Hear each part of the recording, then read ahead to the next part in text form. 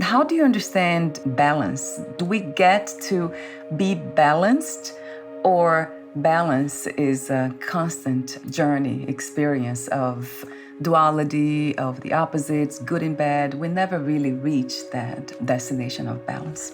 I believe in balance. I like to call it the middle way. I talk a lot about this with my clients because what I often find is that people get caught in the pendulum. And what that means is that in our society, especially, people tend to be more toward the end of overdoing it. So people feel often like, oh, if I do something, it has to be at this level. Like if I'm going to go for a run, it has to be 5 miles.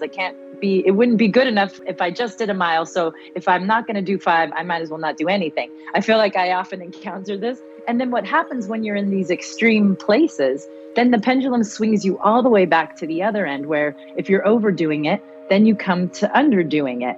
And then what happens when people underdo it, they feel guilt, shame. And so then they go right back to overdoing it to make up for underdoing it. So true.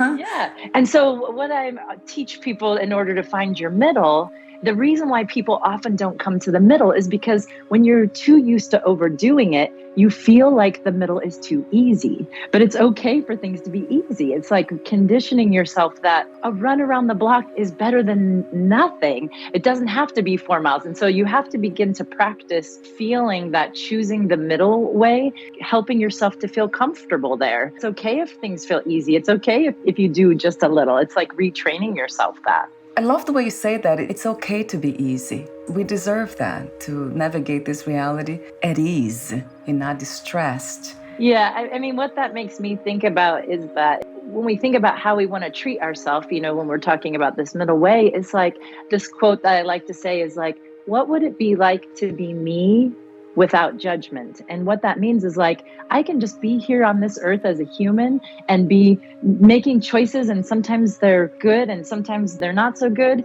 but I can go out here and be having these experiences without it being right or wrong or good or bad. So then it's like we are just showing up for ourselves, supporting ourselves and loving ourselves as we're experimenting and exploring this life. And the only thing that makes it, us feel like it's good or bad or right or wrong, or we're not doing it good enough or whatever, is our own mind. We're the only ones who are judging ourselves and making this experience not okay. You know what I mean? When I think about the non-judgmental state of being, it's just incredibly beautiful. That's the place to be. But then when I think about, for example, what's happening in the world now, that we have this war between Russia and Ukraine, it's a challenge not to find something wrong with it, right? Yeah, I mean, well, here's the thing. I mean, no matter what, as long as we're here on Earth, there are going to be difficulties that we face in our world. There's going to be difficulties that we face in our own life. I think, yes, there's a lot of pain and a lot of bad things, but there's two things that I think about this. One, first of all, is that we can't suffer enough to change somebody else's suffering. So if we join someone in their suffering, all we do is cause more suffering. So what we can do is like the reverse, though. If we bring our light, this actually can help people to lift up. And so we can think about, by us working on ourselves and healing ourselves and bringing more light into the world, I mean, this is one way to be helping and lifting the world up.